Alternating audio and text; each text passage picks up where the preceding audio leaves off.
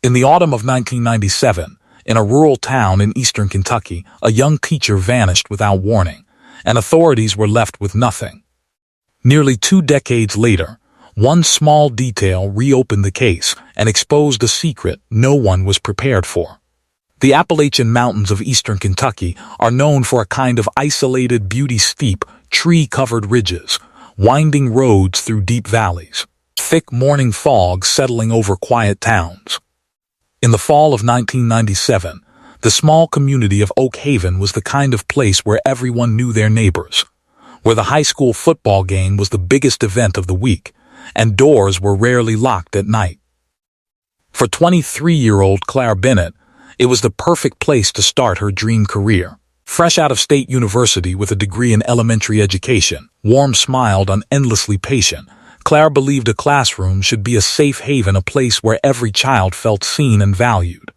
She'd just been hired to teach 6th grade at Oak Haven Middle School, a small brick building at the edge of the forest. For weeks before the school year began, she spent her own savings on posters, books, and art supplies, staying late in her empty classroom, arranging desks into welcoming circles and cutting out bright paper decorations.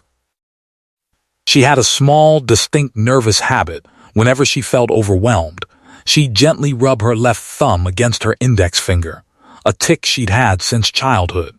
On the morning of Tuesday, September 2nd, 1997, Clara stood by the door of room 12 as her 6th graders poured in. From the first moment, she captivated them, kneeling by their desks, asking about their lives, actually listening. In the back row sat a quiet, shy 11-year-old named Ethan, from a difficult home, who rarely spoke. When Claire noticed him eyeing a book about fire trucks on her shelf, she set it on his desk and told him she thought he'd do brave things one day. Ethan looked up at her, stunned that a teacher had noticed him at all. By the final bell, Claire had already won her students completely. "Have a wonderful night, everyone," she told them, smiling. "I'll see you tomorrow." No one in that room knew those words would become the most haunting memory of the entire year. Claire stayed late that evening to finish decorating the bulletin board, humming to herself as the building emptied. At 5:30, she taped a bright red paper apple to the top corner of the chalkboard, grabbed her purse, and walked out to the faculty lot where the warm afternoon had given way to heavy gray storm clouds and the first cold drops of rain. She started the 30-minute drive home down County Road 119, a narrow, isolated 2-lane stretch through dense pine forest with no streetlights, no houses, no cell towers. The rain grew heavier, slicking the dark road. About 15 miles outside town, her headlights caught something odd, an old, rusted pickup truck parked close to the ditch, hood down, hazards off. And standing alone in the wet grass near the tree line was a little girl, no older than 8, soaked through in a thin yellow raincoat, shivering. Clara's instincts as a teacher took over instantly. She pulled onto the shoulder, left her engine running, and stepped out into the rain. "Honey, are you okay? Are you lost? Where are your parents?" The girl said nothing, just stared at her, eyes wide with fear.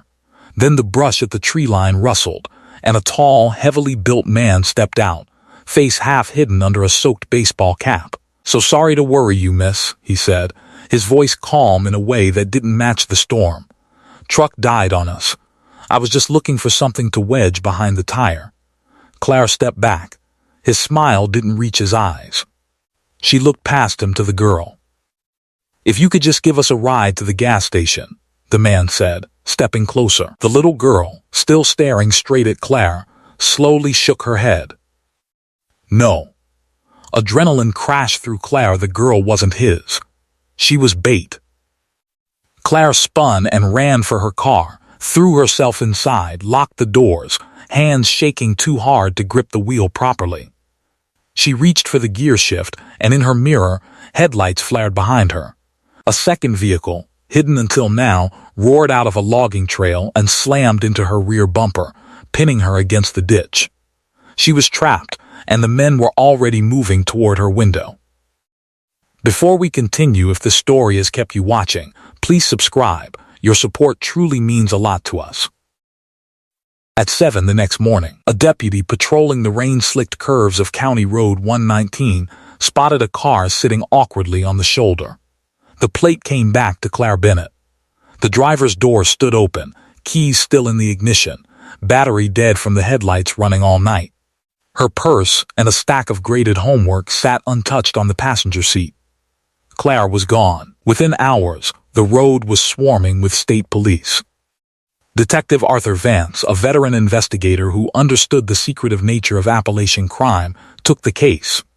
No broken glass, no blood, an untouched purse. This wasn't a robbery. It was a targeted abduction. But the previous night's storm had washed away every trace of tire tracks or footprints. Search dogs and troopers combed the woods for 3 days and found nothing. At the school, a student mentioned a phone call that had come into room 12 around 2:15. That afternoon, Claire had listened for maybe 20 seconds, hung up pale and shaken, and immediately started rubbing her thumb against her finger. The call traced to a payphone outside a gas station 40 miles away. No name, no camera, a dead end. Forensics processing Claire's car found something under the floor, met a crumpled yellow sticky note in her handwriting, reading JKL 49, a partial license plate. It looked like the break they needed. But that night, when the evidence was logged at the state lab, the sealed bag was empty. The note was gone, stolen from inside a police cruiser at the crime scene itself. Vance interrogated everyone who'd been near the vehicles that morning. But with dozens of officers, reporters, and volunteers milling around, there was no way to prove who'd taken it. The implication was chilling. Whoever had taken Claire had help from someone embedded in the investigation itself. 4 months later, another young woman vanished on a similarly isolated road, a 24-year-old nurse named Megan, driving home from a night shift. Her car found abandoned exactly like Claire's had been. The cases merged instantly. A serial predator was targeting compassionate young women on mountain roads, and a multi-county task force scrambled to respond. 6 days later, a truck driver spotted Megan stumbling out of the woods before dawn, frostbitten, traumatized, having slipped a padlock and run for miles through the freezing dark. She told Vance she'd been blindfolded the entire time, held in a room that smelled of damp earth. But she had one detail. Every weekday, at 10:30, she could hear children playing outside, the unmistakable sound of school recess. Vance mapped every school in the Tri-County area and drew a 1.5-mile radius around each, based on how far the sound could realistically carry through the mountains. For 3 weeks, teams tore through abandoned barns and cellars inside those zones. They eventually found an old dairy farm basement that had clearly held someone, but it had been scrubbed clean with bleach. The predator had sanitized it just ahead of them and vanished the lead along with him. With no more leads, the case went cold, and the state pulled its resources. For Claire's parents, Robert and Mary Bennett, that transition was unbearable. They refused to sell their home or move her belongings, convinced that if she escaped, she'd need to find her way back to exactly where she'd left them. Her childhood bedroom stayed untouched. And every single night, Mary walked to the porch and switched on the yellow light, leaving it burning through rain, snow, and fog every birthday, every Christmas, every ordinary evening for 19 years. The children from room 12 grew up. Many never forgot the young teacher who'd made them feel seen on a single September afternoon.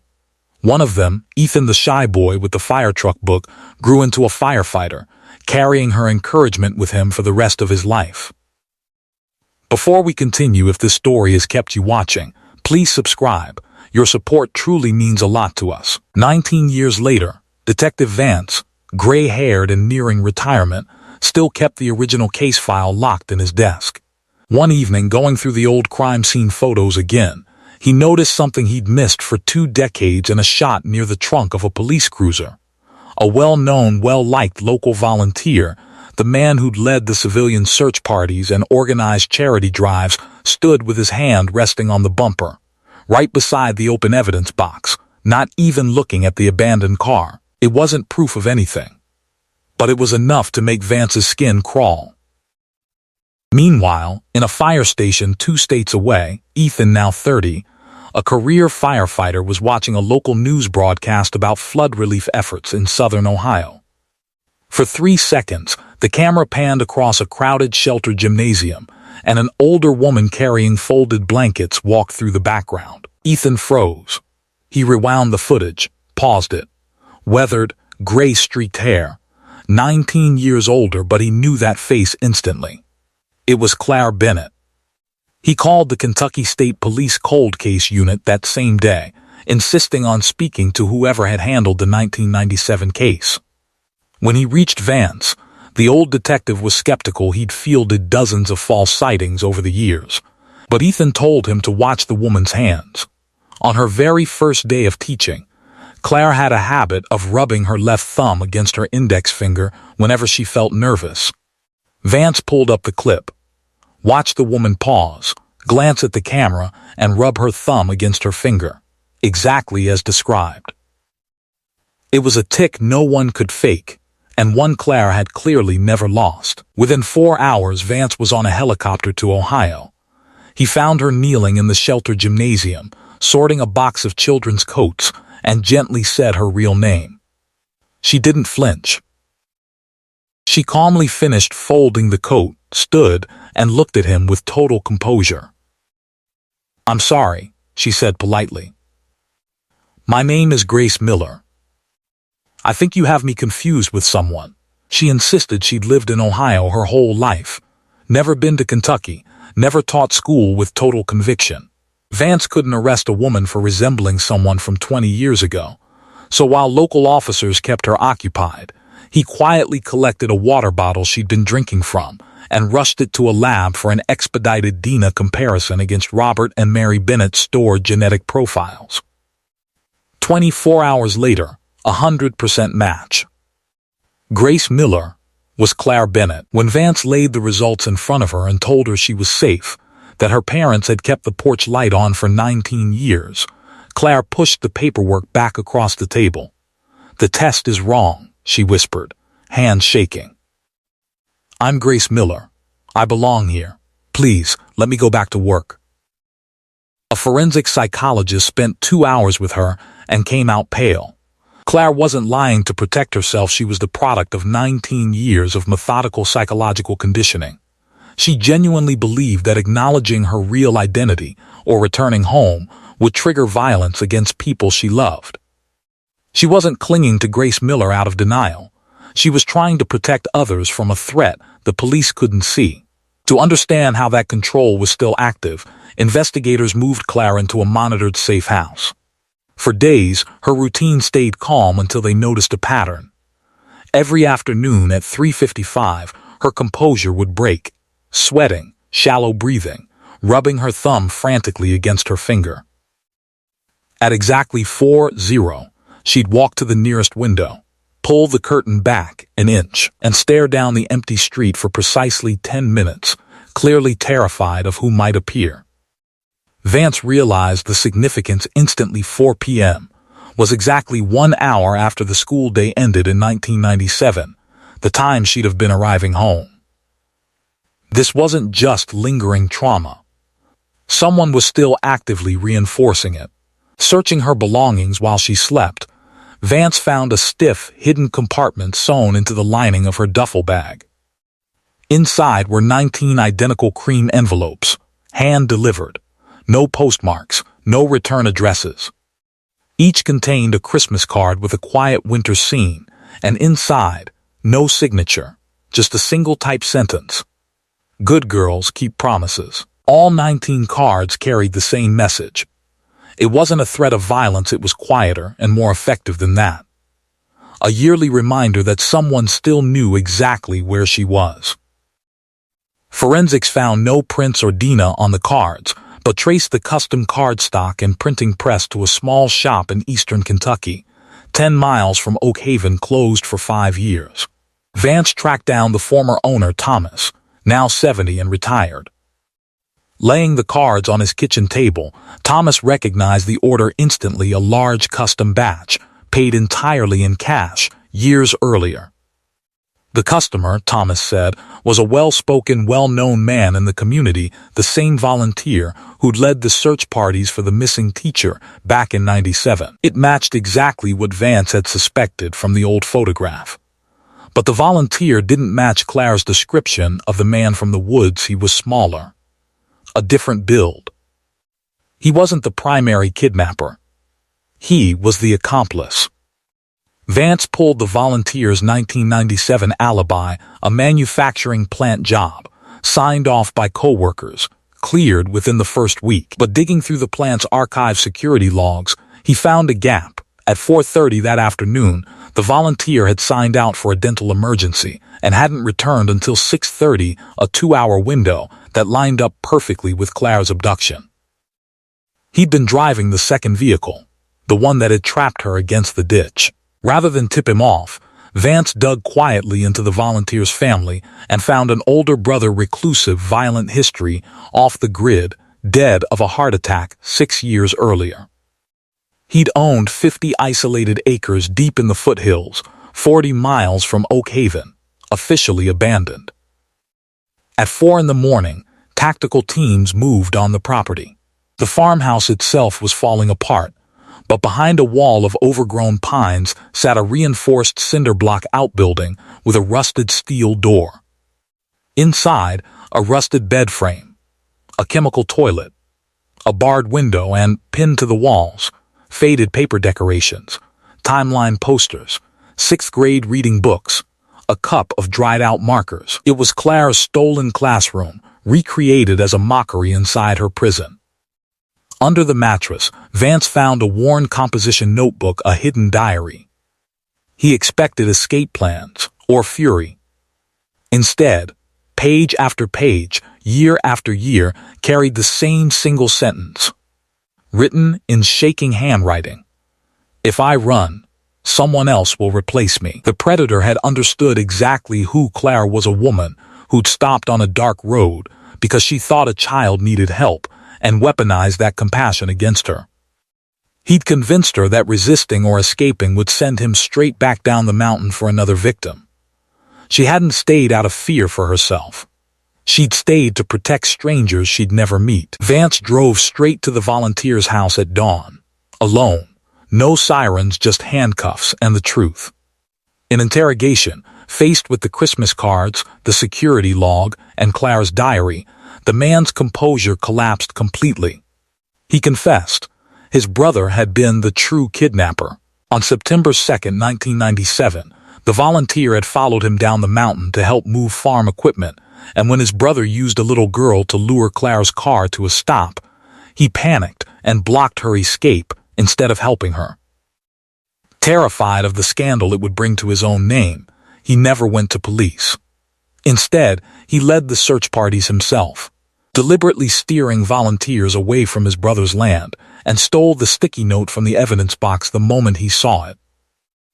When his brother died 6 years earlier, the volunteer panicked again. Claire was still locked in that cell, and if he freed her, she could identify him. So instead, he moved her across state lines, built her the identity of Grace Miller, and kept her terrified using the same psychological leash his brother had built, telling her his brother was still alive and watching, still willing to take someone else if she ever broke her silence. The Christmas cards were how he kept that lie alive, year after year, long after the real threat was dead.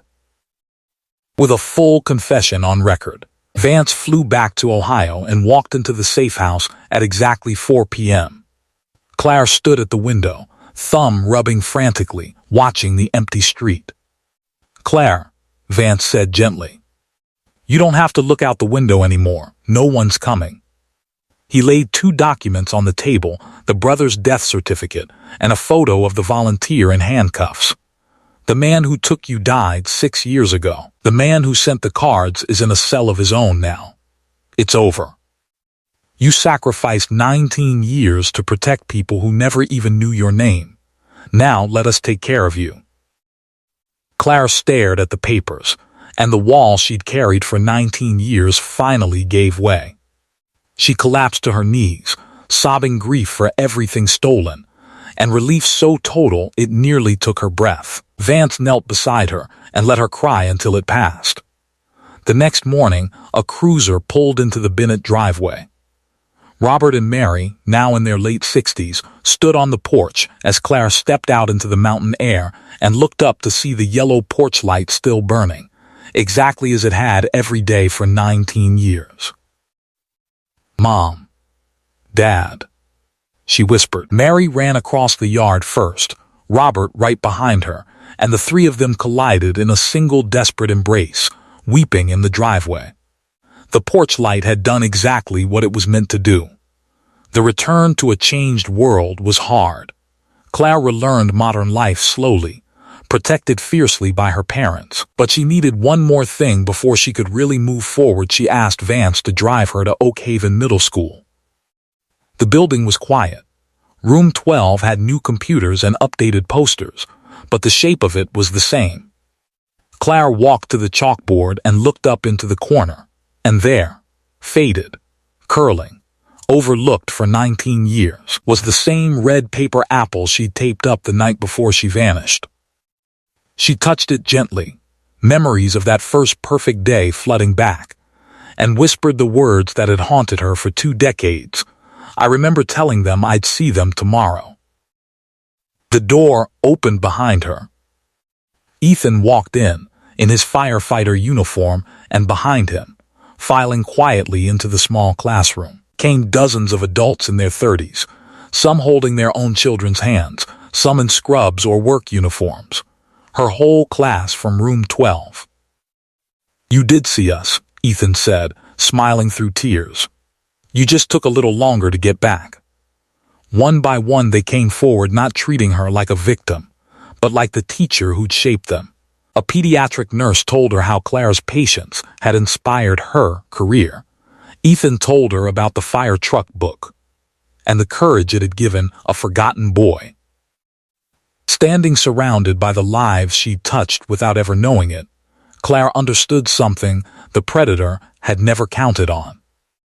He'd stolen 19 years of her freedom, but he'd never managed to erase her. Her compassion had kept moving through the world the whole time she was gone. The volunteer was convicted on federal charges of conspiracy, obstruction, and aiding a kidnapping, and will spend the rest of his life in prison. The cell in the foothills was demolished and buried for good. Claire didn't return to full-time teaching right away. Healing from 19 years takes time, but she began quietly tutoring children in her community, turning what was taken from her into something worth giving back. The story of the young teacher who vanished after her very first day is a hard reminder that evil doesn't always hide in the dark. Sometimes it wears a trusted, familiar smile in broad daylight. It shows how fear can build a prison that outlasts the person who built it. But it's also proof of something stronger. A predator can steal a life, bury the truth, and convince someone they're utterly alone. But real kindness doesn't disappear that easily. It survives in a firefighter who never forgot a kindness. It survives in a porch light left burning for 19 years. And it waits, patiently, in a faded paper apple on a classroom wall until the truth finally finds its way home.